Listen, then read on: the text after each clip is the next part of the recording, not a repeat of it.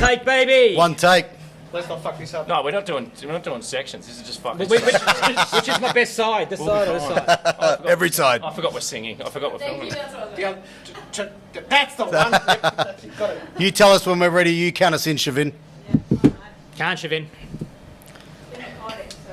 It's recording now. That's hot. That's good. We're good. It's not going to matter I'm wearing that, is it? Mics are on. It's not going to matter I'm wearing his fucking promo shit, is it? Thank you. You don't care. You love it. Welcome back to Trapanischoice, episode 25. Your host, Nick Trapani. And we're doing it a little bit differently now. You would have seen the last 24 episodes. I was on my own, locked in confinement, in isolation. And now I've got fucking Ock with me. I'm sorry. This is Steve Ock. He's going to be joining me on the podcast. And today, we've got some very special guests, Doug Chappel and Ryan Gallagher. I thought today was the first one, to be honest, because I, like everyone, haven't seen it. No, I did have 2 subscribers to the last one. I didn't even think this one was going to get off the ground, so that's why I wore no pants. No, we're filming under the table. Didn't you get the memo? No. To be fair, I thought this was the first one too. So. Well, if I put pants on, nothing would be holding the table up. Don't want to boast, but yeah. I'm No, glad you are the introduced- biggest here. Yeah, we're not going to lie. We're not going to lie. We've all seen it. We've all seen it.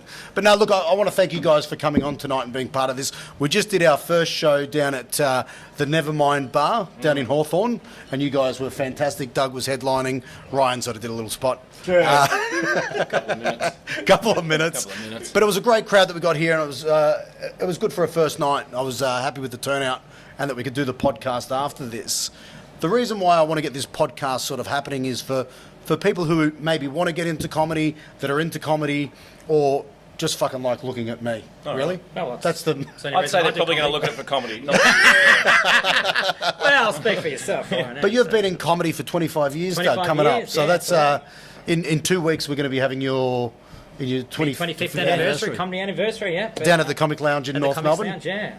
Yeah, right. So what got you into comedy in the first place? Well, I never wanted to be a comedian. That's what everyone says. Yeah, never wanted to be a comedian. It's probably hanging out with the wrong people, doing the wrong thing. And the Esplanade in St Kilda used to do like open mic night on a Sunday. And I went there with some friends, and my friends, because I was drunk, they go, "You should do some comedy." I go, "Yeah, I could do it." They go, "Yeah, go and ask." So the guy that I said to the guy, because I was drunk, I go, "Mate, who runs the comedy?" They go, "Oh, that guy at the end, he's stoned and stuff." And I walked over and go, "Oh, mate, any chance of getting up and..." Didn't know what you called it. Getting up and do some funny stuff. And he goes, "You done comedy before?" I went, "Yeah." He goes, "Whereabouts?" I went, "Oh, Adelaide." You know. And he goes, "Okay, where are you sitting?" I said, "Over there." And he comes over and he goes, "You're first up." Oh, fuck. And yeah, it was at Trevor. He used to run it.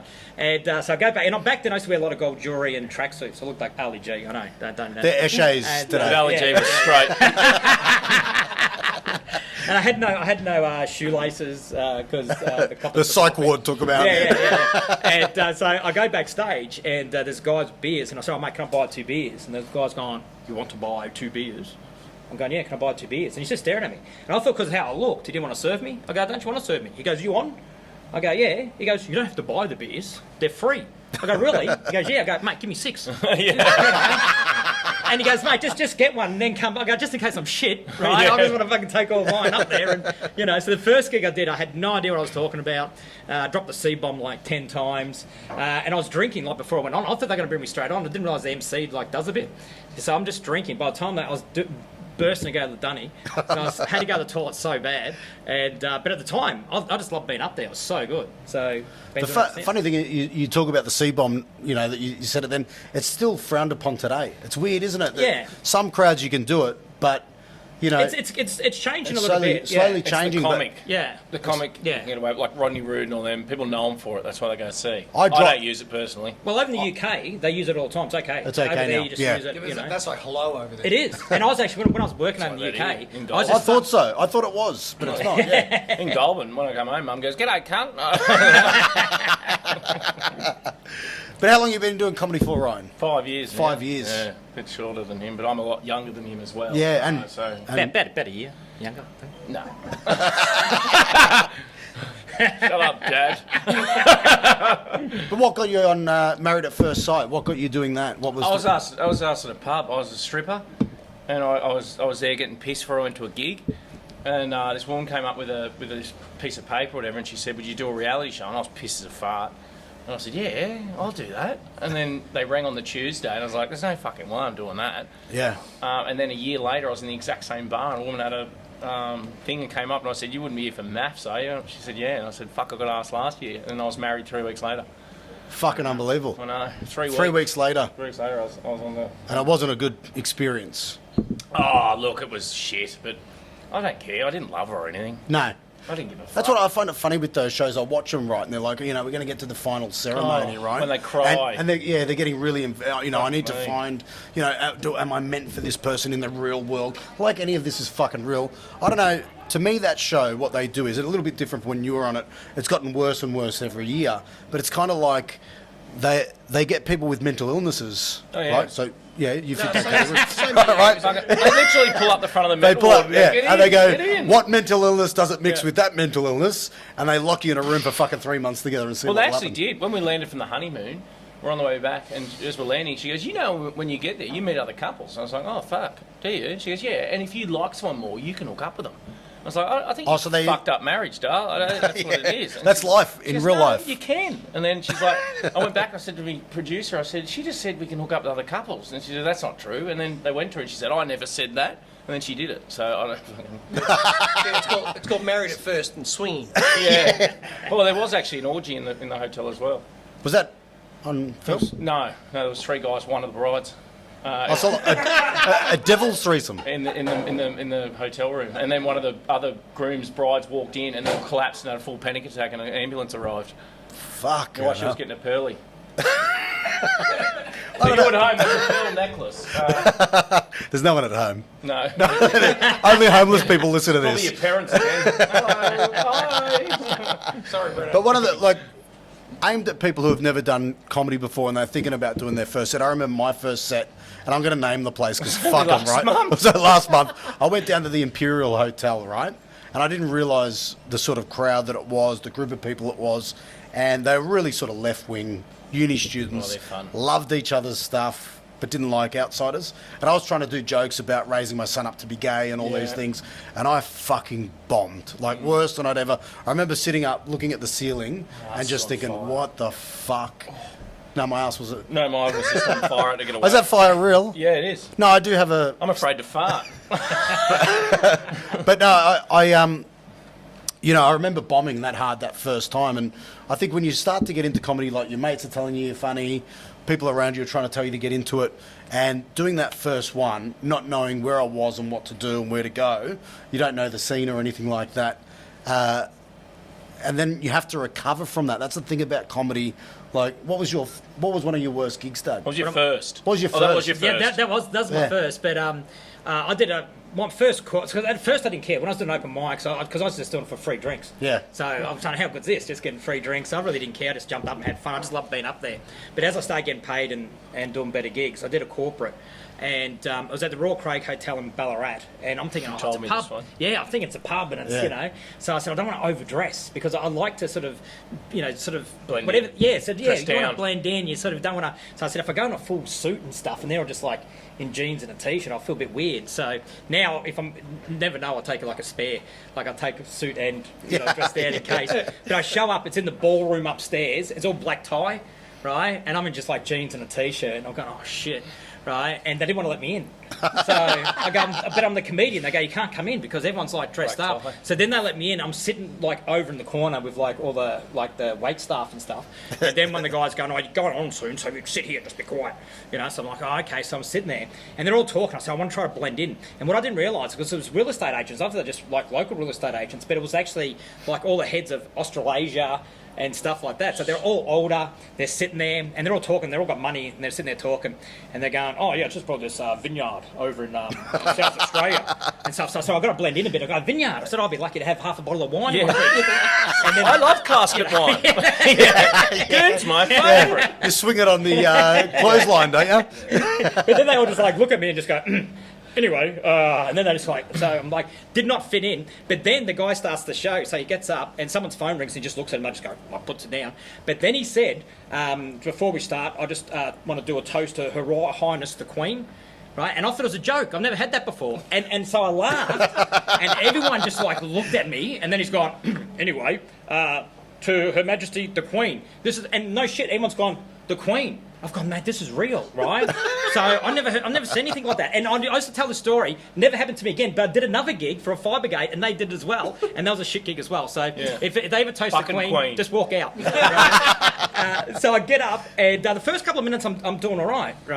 And but then they order desserts. All the desserts come out, and it's all nice food, and they all come out and like a squadron of waiters come out, and they're like serving all the food. So as soon as that happens, they just look at the food and start eating. So then, I'm losing them. So maybe if I start talking to them, I'll get them back. So I'm like, oh, hey, mate, this is nearly word perfect what happened. I said, hey, mate, what do you do? What do you do like for a living? And he looks at me and goes, you're the entertainment, not me, so entertain. So I've gone, oh, okay, anyway. And there's one young table, so I went over to them, I go, hey guys, what do you do? No, they're not answering. I said, come on guys, at least give me something. Well, who does the worst job here? Because I know everyone's got money. Who does the worst job? And they go, oh, Tim. So what do? They go, he's an auctioneer.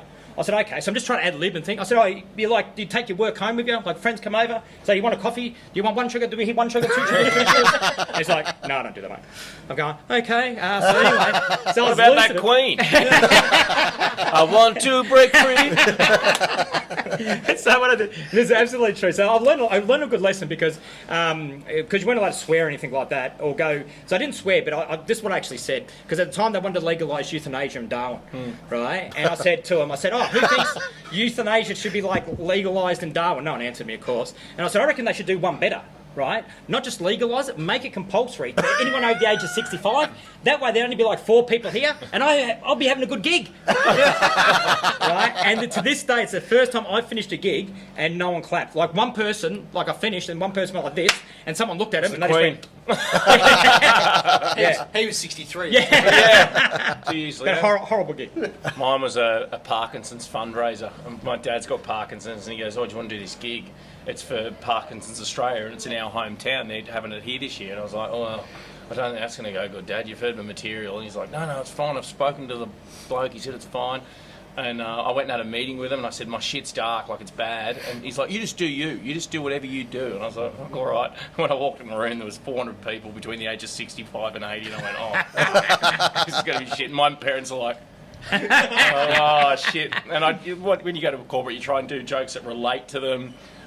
Which old age, Parkinson's and death. Nothing. And I just walked out and said, it's really good to see you all getting along so well, because when I walked in, you're all shaking hands.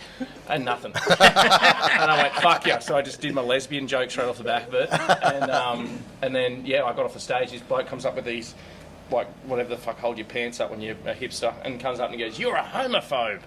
I was like, oh, well. And then I just gave him the ball because I was emceeing as well. I said, now you're fucking doing it. And I walked out and I said, bye, Mum, bye, Dad. And then I left and wanted to kill myself. It was probably the worst gig I've ever done. That was awful. Absolutely shit. What's the worst gig you've done, Ock? What? And second was this one. I don't bomb. You don't bomb. Well, he doesn't know what it feels like to do a good one. They're always the same. They're always the same, yeah. No one laughs. No one laughs. The worst one probably would be when I told the leggings joke and then 2 fat girls got up wearing animal print leggings. Yeah, right. Yeah, that one didn't go down well. No, they didn't like it. No. I didn't think you girls would be able to stand. Yeah. We won't need the forklift. That's what you should have done. I've done a million bad ones. I'll tell you if you want to know another bad one. I did because I've had weird stuff happen during gigs as well. Yeah. I was doing a gig. I've had people throw glasses at gigs too. After gigs as well. I was doing a gig and it was like just one of those terrible nights. Like it's a really tough gig, so you're really trying to push through. So just starting to get the crowd. A guy walks up and goes, "Mate, who won the raffle?" Oh. And I go, I'm sort of in the middle of something at the moment, mate. And he goes, yeah, forget that shit, mate. I want to know who won the raffle. I go, yeah, I'm a bit busy at the moment, mate. Can you wait till after the show? He goes, mate, but I want to go home. Well, I want to know if I won or not. You won, now fuck off. Mate, I didn't do the raffle. Can I just finish this? And he would not let up on this raffle. He goes, mate, just ask someone. You're up there, ask someone. And then I'll go, mate, can someone just take him away? I'm trying to so I'm bagging him and stuff, but because it was like a dance floor, he's just standing in the middle of the dance floor. All these people sitting around the dance floor. Mate, just horrible. And I've done so many gigs where just weird stuff's happened. I used to do a theatre restaurant and they used to have Christmas time. You have big work functions. So there'd be big tables of one work, a big table, and I think 3 times big punch-ons. start up. So you'd be on stage doing this gig and there'd be punch-ons yeah. on. And I did another one up in, like on the border of New South Wales. It was like a 3-day fishing trip. And and people knew my dad there. So I said, people sort of, it's going to be okay. So they get up. This is how the guy introduces me. When I was sharp, I said, is it okay to swear? Right? He goes, what do you mean? You don't fucking swear? I go, no, like I can swear. I'm just saying, because, I'm not sure if there's like families there. Yeah. And he goes, well, fucking, you better swear. I won't fucking pay you. I'm like, I can swear. I'm just like, let me know what you want to do. So this is how he brings me on. He goes, okay, fucking shut up. We got this cunt, reckons he's funny. Right? Anyway, here he is, Doug Chappel, and apparently he doesn't fucking swear. And they bring me on, and all these guys go, why don't you fucking swear? Why? So I just had to just friggin' in like survival mode. So I'm just bagging everyone. So I finally get him. Then a fight breaks out. Right, and so I said, this is part of the. I'm not going to do more material. I'm not going to stop. So I just started commentating the fight. Right? So then they wanted me to do the joke competition. So they're telling the worst jokes ever. So I'm doing the joke. Another fight breaks out, right? And then this is the funniest part. So I'm doing this joke competition. They're saying all these bad jokes, and they're dragging a guy across the front of the stage. He's covered in blood. Right, so I'm like, is he all right and stuff? They're going, yeah, we'll just get him out. As he gets dragged past the front of the stage, he goes, because it was $50 the winner of the thing, goes, don't forget me $50. I go, mate, we'll send him to the hospital. You're all right? I think you're dead. He goes, yeah, but I'm in front. I get $50. I said, there's still 2 more contestants. I want me $50 as I drag him on. Worst gig ever. Then they didn't want to pay me, and there's a lot of bikers at the club, and I just did a gig for another bikie club, and I was there, and there's 2 guys hugging each other, right, like mates. Yeah. And I saw, because I just done one of the clubs, and I thought they were from the same club. And I go, you guys from the... And the guy goes, you'll fucking get yourself killed saying that. So I'm just saying, if you're... Because I didn't realise they're from different clubs, right? So when I said one, the other guy got offended. So then the guy didn't want to pay me, because he's like, mate. I said, where's the money? He goes, well, we've locked everything up. So I'm supposed to get paid. He's got good fucking luck. I said, well, I can't leave here until I get paid. So I'm standing there, and then I got these bikers wanting to kill me, right, waiting to get me money. I'm like, oh, man. So I get back. So I get an argument with these guys. I get back to the hotel room, and I go, mate, these guys are probably going to come back to my hotel room. So I put a chair up against the door, and they had a butter knife, and I broke the butter knife into a sharper point. And I'm lying in bed. I'm sitting there going, mate, when you got to make a prison shank at the end of a gig, I think I need a new agent. Is that your weirdest? Yeah. Mine, I did coaches from the airport to CMC. I was on the half-an-hour trip just telling comedy. It was the fucking weirdest thing in the world. On buses. On buses? On tour buses. Yeah, right. I a couple of mates have done that. Stuff, and I just walked down the aisle and just knocked every fucking one of them. Because they were all hicks, it was just easy. I did another bus. Sorry about all these stories. I did another bus. We need it. They've got no other material. Ask Oaksy about this one. I told Oaksy about this one. So they pick me up on the bus. So the guy goes, they can't drink. I go, mate, it's part of the thing. They want to drink and stuff. So he's angry at me. And I go, well, it's not my thing. That's what they're booked. They're booked a thing to drink. You're taking them somewhere and stuff. He goes, I'll have to clean up. I said, well, fucking don't tell me. That's what it was all booked for. So I was doing half an hour comedy. I said to the guy, let me know when I'm finished my half an hour, right? And they gave me a taxi card so I can just get a taxi when I get off. So he pulls over. So I'm having a great gig and stuff. He goes, yeah, get off, Doug. Your half an hour's up. I said, no worries, see you guys. You guys have been great. I get off. The bus takes off, and I'm still waving to him as I'm coming out the bus. He takes off. He lives in the middle of the freeway. Right? And I can't get up because it's a big hill, right? And then the cars, I'm like friggin' Frogger. Remember Frogger? I'm going to try to cross the road. Cars are coming 100. Then they've got a barrier in the middle. So I had to climb up this friggin' hill to get to the top. And I had to go to another gig. Don't know where I'm going. And this lady was walking, and then I had to run up to find out where I am. Then I was like, I'm not like some weirdo trying to friggin' run up. I said, look, sorry, I don't mean to disturb you. I didn't want to get too close to freak her out. I said, can you tell me where I am? So don't just sound like some weirdo. She's like, what? She didn't want to talk to me. And I go, so I had to call a cab. I didn't know where to call it. So I just walked for ages until I found a servo and called a cab. But, crazy. The first ever thing I did for Channel 9 after doing MAFS, they sent me to this ARIA-winning country music star sing out west in Campbelltown. And I said, all right, yeah, I'll go. And they so because Faces of Nine, when the show's hot in there, and they send you to different things representing Nine. And I went there and walked in. I knew fucking no one, and I just started latched on with it. We just latch on to people. You're like, I'm staying with you now. I just latched on with this old couple, and I stayed with them for fucking hour. And they're like, why are you here? I was like, Channel 9 put me here. I said, I just came as the thing. I don't fucking know. And they're like, Channel 9? That's flash. And I was like, yeah, very. I thought you dropped it tonight as well. Yes, I know. I'm letting it on now. And I'm just sitting there, and I got pissed as a fart. And I'm sitting there, and then they got up for speeches, and this guy said, well, I wish Deborah a happy 50th. I was in the wrong fucking room.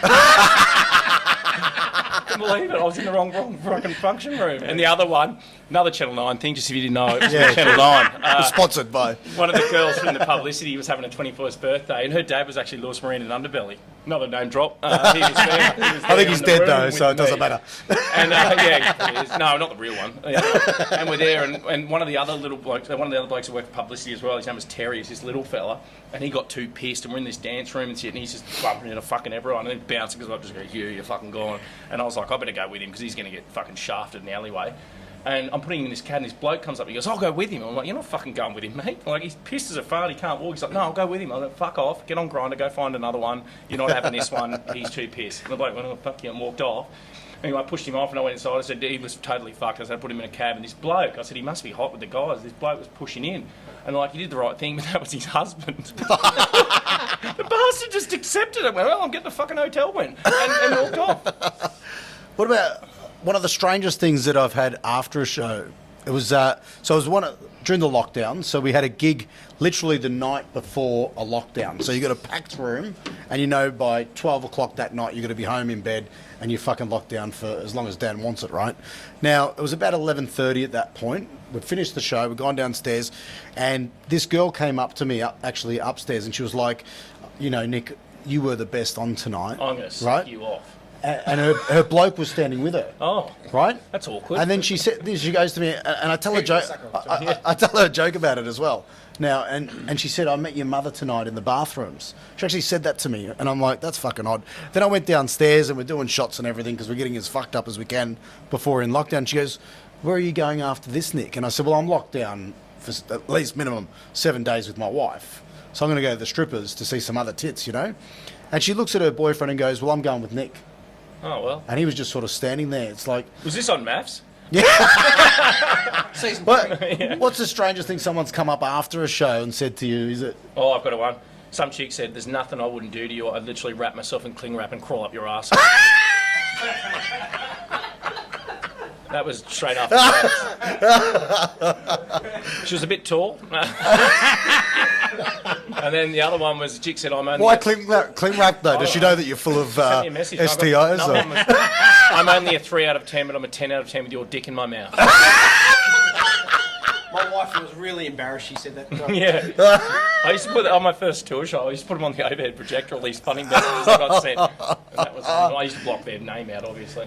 Yeah. They're for me. That's it. That's probably top that one. Top that one. 10 out of 10 with your cock in your mouth. Actually, I did. When I used to do... One take. We're not editing anything. We're leaving that in. I ate them. I ate her too. Like I said, my career was over when we got to be showed. Speechless. I don't know what to say after that as well. I'm a little... It's my manager, yeah. I did say that who would talk the most out of the three of us, but you fucking stopped us all with that one. So what did the chips taste like after that? Salty. They were salty. A little bit metallic. Yeah, that was not good. Has anyone said anything strange to you, Ock, after a show? I'm still thinking about the cling wrap thing. I don't think I've got any more. I'm sure I would. No one talks to me at all. No, they just, yeah. You're a scary man on stage, I think. You're a scary man on stage. I just have resting bitch face. I can't help it. You do. You guys couldn't run a gig that's anywhere near 500 metres from a school. No. I got my working with children's check, right, to be at my son's school, and I actually panicked. Yeah, I just got mine. Do you know what I mean? You think, fuck, what have I done? I've definitely done things in my life. Don't check my safari history.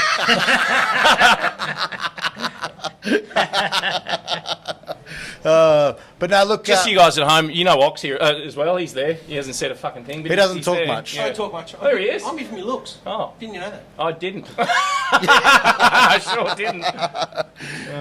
So, no, but look, I mean, it's great to be out doing comedy again, and you know, obviously, lockdowns put a big.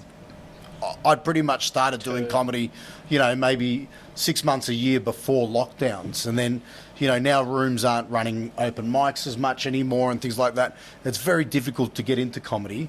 What do you sort of recommend to someone who's trying to start off to get into it? Just don't. Just don't. Yeah, well, and you know what? I reckon, like, if you love comedy, right, that's what you focus on. You know, if you do comedy to get like somewhere else, it becomes hard work. But if you just love comedy, just try to get as many gigs as you can, jump up as many places as you can, you know. And even though there's like not many gigs like around, you find them. You know, you find them. You find them. And if I was to say they want to do it for the money, what would you say? Yeah, don't. Don't. I actually got to go and wash cars after. If you want to see my next gig, I'll be at the lights at the corner with me little squidgies. Yeah, you think they're heroin addicts? They're just comedians. We're doing trying to get their next fix. Yeah. But that's what I think it is. Because you know, for me when I first started, I just wanted to just jump up all the time. I never expected to do it full time. Yeah. So every time I've had it, and there's a stage when people wouldn't book me.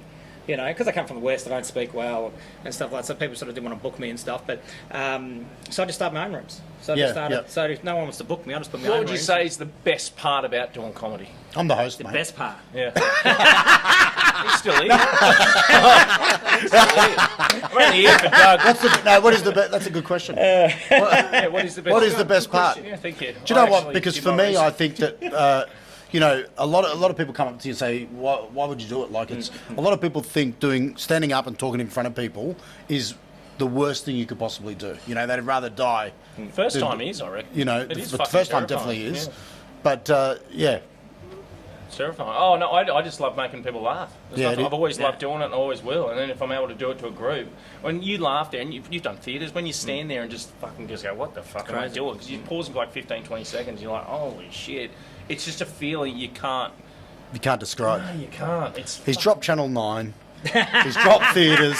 What else is he going to... Yeah. Well, I've actually done a bit with Channel 10 as well. And Channel 7 asked me and I said no. So. But there is that whole thing... Also, I was on Hit Network on radio, just so you know. And I drive. That'll do for now. There is the whole thing Save it for about... the next episode. You know, like, to me, it's... You know, there'd be 90% of comedy which is torture, right? Because you're in your own head. I hate every one of them. Do you know what I mean? I love it. And then when you're on stage, there's nothing more exciting. Like you're saying, it's that drug of that crowd. I've had people come up to me saying, "Fuck, you must be on so much drugs. You're flying." Now I am. And now, yeah, I was, but you know, it's the best feeling in the world where you've just crushed, Walking off. and you walk off, and then you go home and you fucking start telling yourself you shit again. But to me, it's actually exactly right. You do. I think to me, it's more. I think it's. I have a need to do it. Like, and I think it comes from like insecurities and stuff like that. So, I think I need to constantly, because to me it's a form of therapy. You know, so, Every comic's got something wrong. Yeah. Yeah, If I don't, even with lockdown, I started going crazy because you can't release anything. Did you do a Zoom show? Yeah. I refused. Yeah, I Yeah. couldn't do it either. You know. I don't get laughs usually, and then with the Zoom, it's fucking dead silent. It's even fucking worse. I had to do it because it's for the money. It's the only sort of source of income I Yeah. can get. I'd rather so. suck cock. Well, I was doing that too, but it's. And doing that on Zoom is near impossible. I know. I tried the whole lot. But it is. I think it is a form of therapy where I feel like I can get stuff off and release and stuff like that. So I do feel like I've got a need to, because in lockdown I was talking to I was getting Uber Eats and going, "Hey, go mate," you'd be showing up to get away. I'm like, "Hey, so funny thing happened to me." So when he hang up to me, he goes, "Yeah, man, I'm just dropping stuff off." What's your cock, For the western suburbs, yeah, you know. But it's true. I think all comedians have something wrong with them. Jimmy Yeah, Carr was saying You know what I mean? Like we really do. Anxiety. A girl asked me at the coffee shop. She goes, "What do you do comedy?" And I said, "Trauma." 100%. You know, it's like, and we need that gratification all the time. Yeah. You know, my missus says to me, "Oh, you know, you always need to be told you're good," and I'm like, "Yeah, I do. I don't know what it is." tonight? Yeah, she's somewhere around. But you know, it's that. Where is he? but It is that validation. it's I that think validation. constant, You know, yeah. I don't think it's a bad thing. You know, like a lot of people say it in a negative way, but stand-up is one of the best ways to get that gratification. Well, it's also No, I actually think it's. Oh, sorry. No, you go. Yeah, I I've think it's talked actually enough. No, but I think it's helped me too. Do you know what I mean? It's helped me with like sort of my own issues, and because You're right about it. Yeah, and you self-reflect a lot, because comedy is part of reflecting on yourself and your life and who you want to be, because who you are on stage is what people start to see you as. Yeah. So you sit there and, you know, there's sometimes I was doing routines, they were getting laughs and stuff, but I sat there and said, well, this isn't who I want to be. You know what I mean? This isn't who I am as a person, but now people are assuming that that's me because of what I'm saying. So you start to reflect yourself and see who you want to be as a person. You know? So I think comedy actually helped me be a better person. 100%. That certainly explains why. Well, it didn't do its total job. No, but it's true. Like How bad was I before? I used to be in a band growing up, and can tell with the hair. would write music. Yeah. Was it Offspring? No, you know what? So people go, "Oh, why'd you dye your hair grey?" I thought to myself, "Well, because I'm never going to live long enough to be grey. I just want to know just once." That's why I want my super. I'm not going to live long enough Use to it fucking now. spend it. I don't want a fucking caravan. Who wants a caravan? I'm not going to get old I want enough. a dirt bike. And then I want a wheelchair from that dirt bike. No, but you made me lose my train of thought now. Well, don't worry about it. I'll take it from here. When you got that COVID thing, they said you can access your super how quickly. You're like, fuck yeah. I waited for the first one, then I got the second one, and I didn't spend it on anything good. Well, I've been a comedian for 25 years. You don't have super. Yeah, I don't have I'm like, super either. super, what's that? I was Yeah. like, Nothing super about it. I got 20. I was going to drop that again. I had 20,000 in there. A lot of money. Yeah, well, I got one cameo request, so that was $25. Thank you. That's good. Who was him? Was my mum, but Anyway, she can get you to call her. But a lot of people, with comedy, so for me, my uncle was a stand-up comedian, right? So I knew as a kid, I always wanted to do comedy and, be around the yard telling jokes. And they were never my jokes back then, but you're telling jokes and there was just something special about people listening to you. I got that gratification. And making them happy. When I was a child, making them happy. And I think that's, we all also, we've been through stuff. But the one thing we want to do is make people happy. Like, I'm also a massage therapist, so I want to help, treat people. He makes them very happy. Yeah. I admit I do the happy endings now, and that's it. My staff do the Doesn't treatment. charge, doesn't he? I just do that. It's a love job. But there's something about just wanting, to help people and make them feel good. Have you seen what Robin Williams said? The only reason I do this job is because I don't want anyone feeling the way I do. Yeah, yeah. Fucking so true. Then Yeah. he died, unfortunately, but it was good when he was alive. Yeah. No, the joke's still good now. Well, it's still a good quote. Yes, it is. He's dead. Yeah. Thanks, mate. Thanks for bringing that down. So hopefully he doesn't make you feel the way he is. That'd be bad. Oh, jeez. I think you get that too. I think when you go to Thanks for parties- chiming in because he's got no more questions. He was like, fuck. I'm looking at Ock for, is he going to talk? Or? I had nothing to start with. My name's Steve. Hello. Trains. I love left. I love silence. Hello. Take a Were short break. you going to say something then, or? I forgot now. You always cut in and ruin everything, don't you, mate? Yeah, I do. So Dougie, Yeah. how's the Porsche? Drives the Porsche, You have a driver as well, don't you? Hey? You have a driver? I have a friend that drives. now. No, I do want to end this on a funny note. We've been Made to drive. we've been telling your friend a little tale. Yeah. And where did this can we alleviate him of the tale? Hey, oh, you can. Well, Brett is slightly homophobic. You are homophobic. And also a slightly homosexual. Yeah. You are homophobic, and he was talking to you, and We were texting and we were And he goes, "Oh, it's a bit strange." He asked me, like, and I said, "Well, he might like you and stuff." and then he started like freaking. He goes, "I'm not going to message him back." I go, "Still message him back." Well, why be weird about it? Because I thought it was weird You because don't I'd have to be messaged weird about him it. and he just stopped replying to me. And I thought, oh, have I done something to this guy? Yeah. Right, and then I called you up to have chat to you Yeah. about something and you're like, oh, by the way, I told you. Yeah, so I told Brett that you're gay. And I yeah, go, oh, that explains because the last thing I said I wasn't sure, but I said you're a good-looking guy. Yeah. And I said, look, I don't think he's got a partner. Like he doesn't talk about it, but he's a good-looking guy and stuff. And I said, and this is true. I said, I'd actually go for him. So don't be weird about it. He goes, well, I'm not like that, but. I said, but why? You can at least reply to him. Why don't you reply to him? But the last message that I sent him, I said something about, I think he said something about getting naked or doing something, right? He initiated it. And then he said that Doug might get jealous. And I said, no, I was hoping to fuck the two of you. Right? So that was what the last message that I'd sent. And he never replied, and I thought, oh, that's a bit weird he didn't reply. Like, I thought, well, the banter was going well, we just opened up for a threesome, and it just cut off. It is weird, and because its middle name's Richard. It's Brett Dick Hunter. That's quite weird. But we've kept this joke up for a little while, right? But you do get a bit weird. He gets a bit weird. He does, yeah. Yeah. A little bit too much.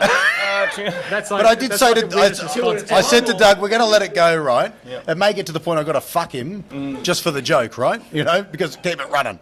I don't even know about it. But I did say, if he turns up tonight, he's fucking down. Do you know what I mean? If he turns up tonight, he's done his makeup, he looks good. He looks good. Always does it for Macca's. We do hug a lot when no one's around and stuff, and he's cool. then when I bring it up, he goes, "What are you talking about?" And then he flexes his arms. Oh no, don't! He was telling me something about being in the spa naked with you. No, I do. Look, this is true. I do have a spa naked sometimes. And so at your house or someone else's? No, my house. But Brett will come around. I go, well, I'm in the spa naked. You can come around if you want. Business meeting. Yeah, but I tell him, but I will be naked in the spa. You're welcome to come around. So then he comes around. He goes, oh, I didn't know you're really going to be in the spa naked. And I go, mate, just jump in. And then he gets all weird about it. I don't like feet. Well, you just got to suck his dick, not his feet. I'm not giving you a toe I said, job. don't be weird. He's so weird about like it. I said, feet. just don't be weird about it. He's fond about toes. Yeah, so I'm just doing exposure therapy for you, Brett. So just like speaking into the microphone. Anal's fine, but just get your feet away from me. Yeah. So he does get a little bit weird. He won't sit next to me naked. And, Do you want to come on the camera for a bit? Yeah, come in. Do whatever you want. Take it all off. Come in. That's a homophobe. This is the homophobe. Give him hate. I like all people, women, men, kids. Oh, He's making not in that order. He's making it worse for himself. Brett the Kid Hunter. I probably should tell you, he is actually on a list somewhere. So, And he just lost his job at the Comics Lab. It's a real shame. Speaking of working with children's checks. He's got working on children. You should have a working with adults. Yeah. Hey, any parents want to get a comedian out for their kids' fucking shows? Brett just lost his working with gays. I think on that note, we'll leave it on that note. Yeah. It's been a great episode. Thanks for tuning in to Trapanischoice. Sorry I talk so much. Sorry, Ock. But from now on, you'll see Ock on here. We'll have several other comedians on. They may not be as good as these two here, but it's hard to get that right. And but look, if this is out before Doug's 25th anniversary, make Brett sure won't be on here. I know that much. he's not ever going to be he's never ever again. He'll be sitting over there. Yeah. I'm always in the corner. We should do it from your spa next time. That'd be good. Oh, let's do an episode from the spa. All Special nude. guest, Brett. Yeah. We're all just nude. that'd be Yeah. great. Oh, hey, we'll see who's got the bigger micro penis. Oh, I've got a smaller one. That's fine. Or do I? You'll have to ask Channel 9. Oh shit. Well, thanks for watching, guys. We'll see you next episode. See you next, parents. See you next episode. Well, that was a fuck up. That's ruined all our careers. Thank you all for coming. It's great, except for Brett. Otherwise, I think it was really good. He's back on the road. Oh fuck. It's great. Well, thanks for hanging around for that.